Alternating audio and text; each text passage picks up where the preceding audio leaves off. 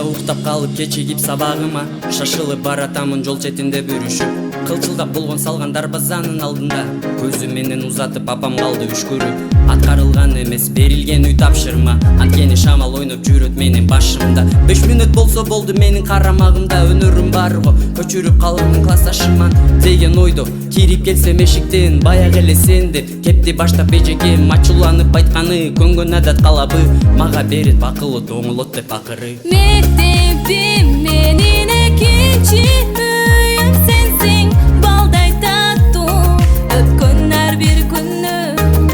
Мектебим менин экинчи үйүм сенсиң, түбөлүккө мен сактап жүрөмүн сага болгон сүйүмдү.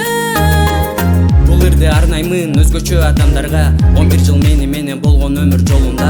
Мага бир туугандай жакын классташтарыма, мага ата-энедей болгон нече агайыма. Мектебим мен үчүн болуп калган үйүмдөй, бул жерде билим алып ачылдым төгүлүндөй.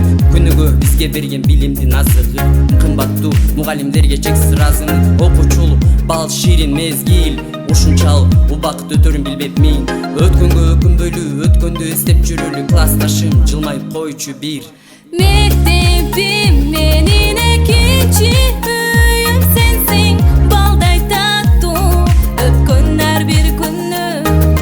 Мектебим менин экинчи үйүм сенсиң, түбөлүккө мен сактап жүрөмүн сага болгон сүйүмдү.